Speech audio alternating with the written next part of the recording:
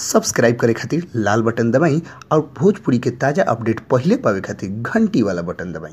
छपरा जिला भोजपुरी पर रुआ लोग के बहुत बहुत स्वागत बा। जी हाँ, आज एगो बहुत बड़ खबर से रुआ लोग के बीच हम रूबरू करावे जा रहा बनी। जी हाँ, रुआ लोग के बता दी कि भोजपुरी के सुपरस्टार खेसारी लाल यादव और भोजपुरी के हॉट क्वीन अदाकारा आम्रपाली दुबे में जबरदस्त जंग छिड़े वाला बा। जी हाँ, बहुत बड़ जंग छिड़े वाला बार। वो लोग सोचा था कि आखिर आम्रपाली दुबे और खेसारी लाल में ऐसा कौन बात हो गई कि इ दोनों जना के जंग छिड़े वाला। तो वो लोग को बता दिए और स्पष्टीकरण हम करे जा रहा बनी कि खेसारी लाल यादव और आम्रपाली दुबे, जी हाँ, खेसारी लाल यादव के फिल्म लाग रहा बा 4 अगस्त के हम हैं हिंदुस्तानी, यानी बाबरी मस्जिद के नया नाम हम हैं हिंदुस्तानी।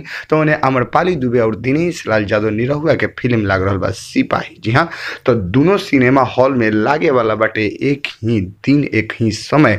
तब भिड़ंत होखल बाजी बा काहे से कि इन्हें खेसारी लाल यादव और उन्हें दिनेश लाल यादव, जी हाँ, यादव और साथ में उनका आम्रपाली दुबे। तब भाई टक्कर तो जबरदस्त होखे के एकदम चांस बा काहे से कि दोनों हीरो दमदार वालों अपना अपना जगह पर। काहे से कि दोनों जना के एक्टिंग के जवाब रुए जाना तनी कि नहीं है। गाना के भी जहाँ तक ले बात बटे तो दिनेश लाल यादव निरहुआ के फिल्म में गाना तो सुपर डुपर हिट अबे करेला।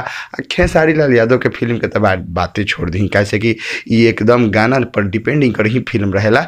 तो अब देखे के ये बटे आकि ये भिड़ंत में की निकलत अटे। अब कि हम हैं हिंदुस्तानी लेके ये लोग आगे बढ़ता आकि सिपाही बन के दिनेश लाल यादव निरहुआ और आम्रपाली दुबे मार्केट में राज कर रहा लोग। यह चीज़ हमनी के देखे के बाद तब तक खातिर रुआ लोग खातिर इतना ही। अगर अभी तक ले छपरा जिला भोजपुरी के सब्सक्राइब नहीं की तो लाल बटन दबा के सब्सक्राइब करी और घंटी वाला बटन दबा के सबसे तेज अपडेट पाई। धन्यवाद।